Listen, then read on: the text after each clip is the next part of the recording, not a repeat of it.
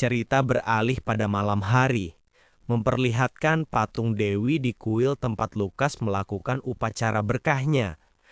Patung Sang Dewi tiba-tiba mengeluarkan cairan merah dari sela-sela kelopak matanya. Perlahan cairan merah itu terus mengalir semakin banyak keluar sampai membasahi lantai kuil. Dari cairan merah itu, terlihat sesuatu menyembul menyerupai gumpalan bulu. Lalu gumpalan bulu itu perlahan bertambah besar dan memperlihatkan seseorang wanita. Wanita itu berusaha bangkit dan berkata, "Kehadiran bajingan itu akhirnya lenyap." Dengan tangan yang masih ada di dalam cairan itu, dia bertanya pada pikirannya sendiri, dia mati atau cuma pergi dari dunia ini? Wanita itu memperlihatkan tanda yang ada di dadanya, dan dia lanjut berkata, kekuatanku tinggal sedikit sekali." Dia diam dan meregangkan tubuhnya, dan melakukan pose aneh seperti melepaskan beban yang sudah cukup lama ia tahan. Lalu dia menyeka cairan merah yang masih mengucur deras dari matanya dengan lidah. Sambil menopang dagunya, dia berkata, "Sudahlah, tanpa orang itu dunia ini suatu hari nanti pasti jadi milik kita." Tanpa terasa, 9 tahun telah berlalu sejak berkah tahunan yang dilakukan oleh Lucas Ryan. Cerita lalu memperlihatkan mention dari keluarga Ryan yang terlihat begitu megah di bawah sinar matahari. Terlihat seorang remaja menyeka keringatnya dengan sapu tangan sambil bersenandung. Dan ternyata itu Lucas yang kini sudah remaja. Lucas berkata dalam hati, "Sudah bersih semua, Julia pasti akan selesai latihan sebentar lagi. Aku akan pergi menjemput dia." Saat Lucas melangkah pergi meninggalkan tempat itu, sebuah sulur berduri merayap menyelinap dari belakangnya. Lucas yang belum sempat bereaksi hanya bisa menerima saat dirinya terlilit oleh sulur berduri tersebut. Dengan wajah bosan, Lucas menebak orang yang melakukannya. Dalam pikirannya, Lucas sudah bisa menebak siapa yang melakukan trik kotor seperti itu. Orang itu adalah Jeremy. Jeremy yang ditemani pelayannya menyapa dengan ejekan. "Hei, kita ketemu lagi. Lucas, si anak yang dibuang dewa." Dari belakang Jeremy, si pelayan menutup mulut dan menambahkan cibiran. "Astaga, belum diusir juga ya?" Jeremy melanjutkan hinaannya dengan mengatakan, "Hanya penyihir yang boleh ada di halaman belakang ini." Sambil mempererat ikatan sulurnya pada Lucas, Jeremy melanjutkan, "Apa mungkin kau akan kapok saat beberapa tulang rusukmu patah?" Lucas lalu berteriak dengan wajah bosan. Lucas lalu melanjut berkata, "Adikku sebentar lagi pulang dari latihannya. Kalau kau tidak mau tersambar petir sampai gosong, cepat lepaskan aku." Lucas berkata begitu dengan tatapan dingin terhadap Jeremy. Sontak Jeremy dengan pelayannya kaget mendengar perkataan Lucas. Mereka mundur mengambil sikap defensif. Dan dengan panik Jeremy berkata, "Dasar lemah, membutuhkan adik kecilnya untuk melindungi diri. Beraninya kau menyuruhku. Aku tak takut sama sekali dengan petir." Tapi tiba-tiba, duar, suara petir menggelegar, menyambar tepat mengenai tubuh Jeremy. Jeremy pun gosong, mulutnya mengeluarkan asap dan terkapar di tanah.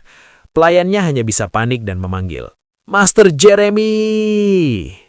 Lucas yang masih terbelit sulur duri buatan Jeremy juga akhirnya menoleh ke belakang, mencari tahu siapa yang melepaskan petir di siang bolong. Terlihat, siluet gadis kecil memegang tongkat sihir perlahan mendekati tempat kejadian perkara. Dengan tongkat sihir yang masih memercikan petir di sekitarnya, sosok itu membentak, "Kalau kau berani mengganggu kakakku lagi, aku tak akan bermain-main." Ternyata, sosok itu adalah Julia Ryan, adik kandung dari Lucas Ryan MC kita. Itu adalah gadis kecil yang dulu mempersembahkan sebuah mahkota saat acara berkah tahunan 9 tahun lalu. Julia lalu mendekati Lucas dan berkata kalau dia akan melepaskan Lucas dari sulur berduri itu sekarang. Dengan tongkat sihirnya, Julia berhasil melepaskan sulur yang mengikat Lucas. Setelah lepas dari sulur itu, Lucas menepuk kepala Julia dengan lembut, menandakan adanya hubungan baik di antara mereka sebagai saudara kandung. Sedangkan Jeremy yang tadi mengejek Lucas dengan angkuh sedang ditopang oleh sang pelayan dengan badan gemetar. Dengan wajah yang menggelap, Lucas berkata, "Kau sudah kapok kan? Biar nggak terulang lagi."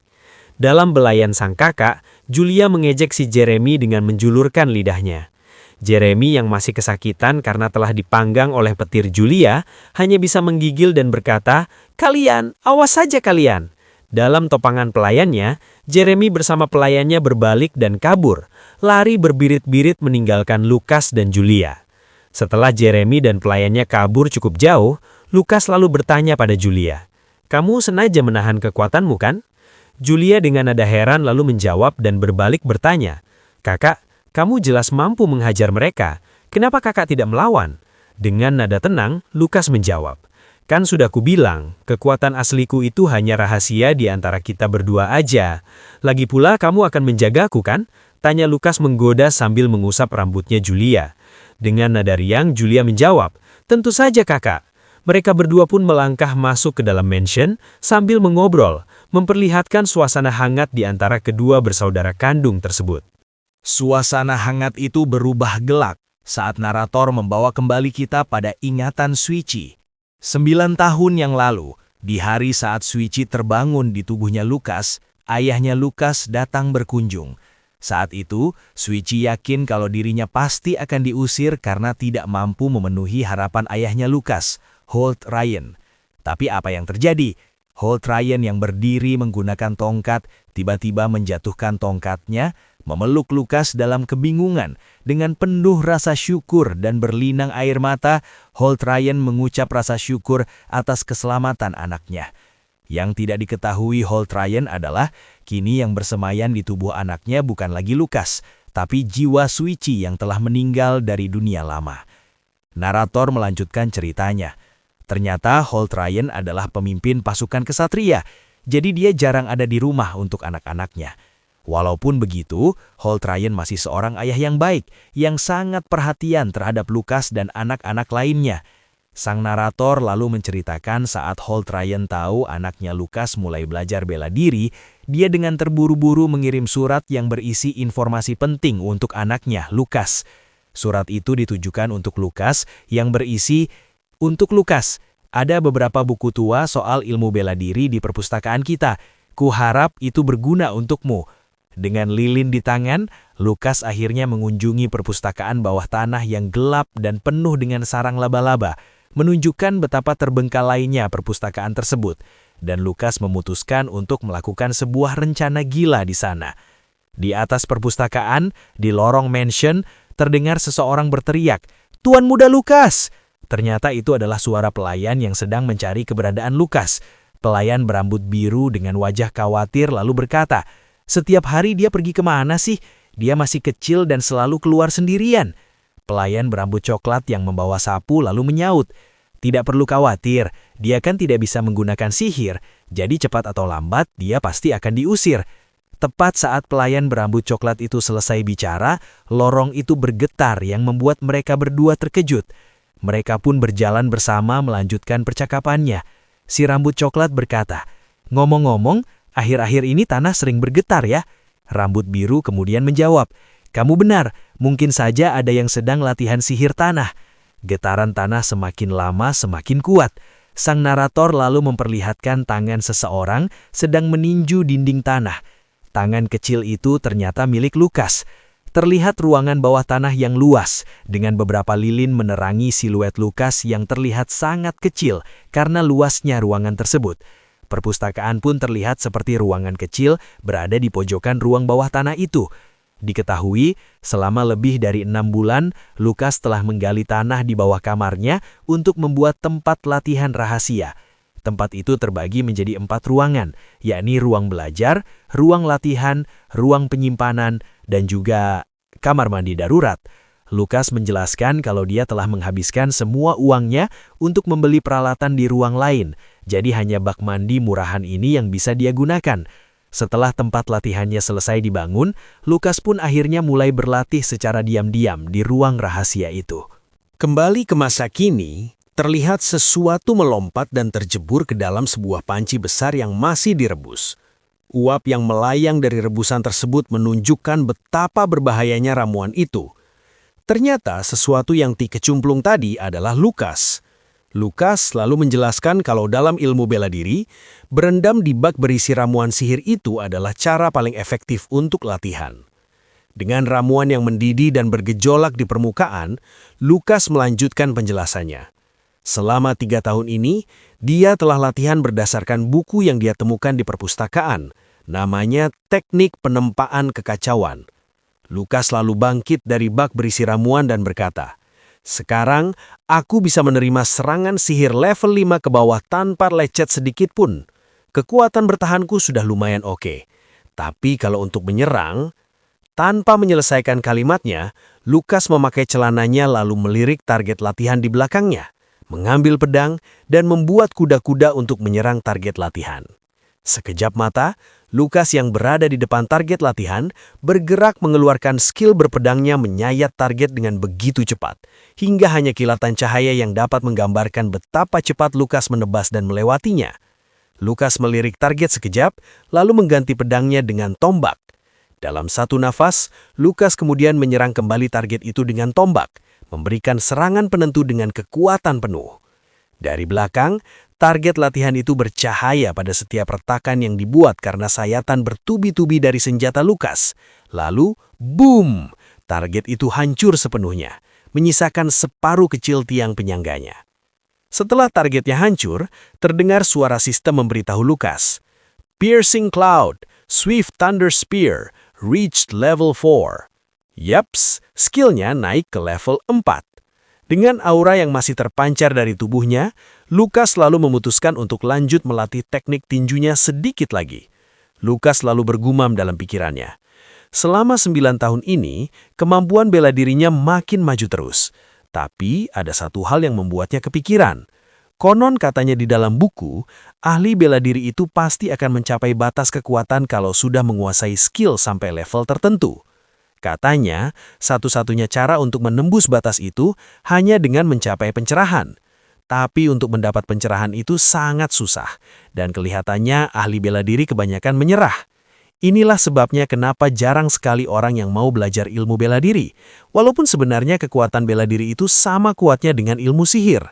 Lukas lalu memasang kuda-kuda berhadapan dengan Samsak dari Karunggoni, melanjutkan gumamannya kalau dia adalah orang yang berbeda. Lukas mengambil ancang-ancang, dan dalam satu tarikan nafas, Lukas meninju Samsak tersebut. Dari sudut lain, terlihat Samsak dari Karunggoni itu menerima pukulan kuat, sampai-sampai tembok di belakangnya pun ikut retak karena menerima gelombang kejut dari pukulan Lukas. Lukas menghela nafas dan melihat aura di sekitar kepalan tangannya, yang kemudian sistem memberitahu kalau skillnya yang bernama Berserker High Explosive Fist telah mencapai level 5. Dengan tangan yang masih terkepal dan mengeluarkan aura, Lukas berkata dengan pasrah, "Levelku terus naik mulus, bahkan aku sama sekali nggak ketemu batas. Mungkin saja ini yang katanya berkah dari Dewa Perang." Saat Lukas masih merenung, jam di dinding berdenting menunjukkan sudah tiba waktunya malam hari. Lukas lalu menoleh jam dinding dan mengingat kalau malam ini Holt Ryan akan pulang, jadi semua anggota keluarga Ryan akan mabar, makan bareng. Dari ruang latihan rahasia milik Lukas, kita akan pindah ke mansion milik keluarga Ryan. Diperlihatkan, Lukas berjalan mendekati sebuah pintu. Saat Lukas membuka pintu, tampak Julia melambaikan tangan dan menyapa sang kakak. Semua keluarga utama Ryan hadir dalam satu meja makan. Holt Ryan yang kepala keluarga, ibunya Lukas, Julia Ryan, adik kandung Lukas yang kini sudah lebih dewasa, Jeremy dan ibunya, juga hadir dalam ruang makan tersebut. Saat Lukas memasuki ruangan tersebut, Holt sang kepala keluarga lalu menyapa Lukas dengan hangat. "Lukas, sudah setengah tahun kita tidak bertemu. Ayah sudah menunggumu. Silakan duduk." Lukas dengan ramah menjawab, "Baik, Ayah." Lalu dia menarik kursi di seberang Jeremy, yang masih kesal dengan kejadian siang tadi di halaman belakang. Sang ayah lalu melanjutkan bicaranya dengan nada tenang. Akademi Sihir Aran kabarnya telah membuka Departemen Ilmu Bela Diri tahun ini. Jadi, kamu Lukas, telah aku daftarkan ke sana. Ilmu bela diri memang susah, tapi aku yakin kamu pasti bisa, Lukas. Pastikan kamu mempersiapkan segalanya untuk mengikuti ujian masuk minggu depan. Lanjut Holt kepada Lukas. Lukas yang telah duduk di kursi di samping adiknya, Julia, menoleh kepada Holt dan berkata, "Baik, Ayah, terima kasih." Di permukaan semuanya terlihat baik-baik saja, tapi di dalam hatinya, Lukas berkata lain dengan tekad bulat. Gak peduli di dunia manapun, aku harus kuat untuk melindungi hal-hal yang aku sayangi. Tapi aku gak boleh terlalu mencolok, jangan sampai aku mencari masalah. Saat Lukas selesai bertekad di dalam hatinya, Julia mengangkat tangan yang membuat semua orang mengalihkan perhatian kepadanya. Dia berkata kepada Holt, "Ayah, aku juga mau masuk ke Akademi Sihir bersama dengan kakak." Semangat itu lalu direspon Holt dengan jawaban, "Semangatmu memang bagus, Julia, tapi kamu kan baru berumur 11 tahun. Kamu belum cukup umur untuk mendaftar masuk." Dengan percaya diri, Julia menerangkan, "Bukankah Akademi Sihir Aran punya program khusus, di mana nggak ada batas usia untuk masuk ke akademi melalui program tersebut?" Sambil memberikan amplop merah kepada Holt, Julia berkata, "Sebenarnya, aku sudah dapat tawaran dari akademi untuk masuk ke program khusus." Holt lalu membuka amplop merah itu dan mempertimbangkannya. Begitu ya. Sepertinya reputasimu sebagai jenius sudah sampai ke Akademi Sihir yang jauh itu ya." Ibunya lalu menimpali ucapan Holt dengan riang. "Mungkin saja, penyihir hebat akan lahir dari keluarga kita dalam waktu dekat." Julia lalu menghadap Lukas dan bertanya riang, "Aku hebat kan, kakak?" Sementara itu, Jeremy yang duduk di seberang mereka hanya bisa mengerang kesal, berpikir, "Kalau Julia aku masih mengerti dia bisa mendapat perlakuan khusus, tapi kenapa orang seperti Lukas juga mendapatkan perlakuan khusus? Kalau Lukas sampai masuk Akademi Sihir, reputasiku bisa..." Belum selesai dengan pikirannya, Jeremy bergerak refleks ngagurubuk saat ibunya mencubit dari samping. Ibunya memberi nasihat agar Jeremy sedikit lebih tenang dan tidak perlu khawatir. Jeremy lalu ditarik ibunya yang bahenol dan bermata licik. Di sini akhirnya kita tahu, ternyata nama ibu dari Jeremy adalah Jessica Ryan, istri kedua dari Holt Ryan. Jessica lalu lanjut berbisik kepada Jeremy, "Maksud ibu, kita kan nggak tahu juga dia bakal lulus ujian atau enggak." Dan bisikan dari Jessica ke Jeremy di tengah ruang makan yang hangat sebelah itu pun mengakhiri chapter kedua dari manhwa ini. Like video ini jika gabut kalian terhibur. Jangan lupa subscribe channel ini dan nyalakan lonceng notifikasinya agar kalian tidak tertinggal update berikutnya.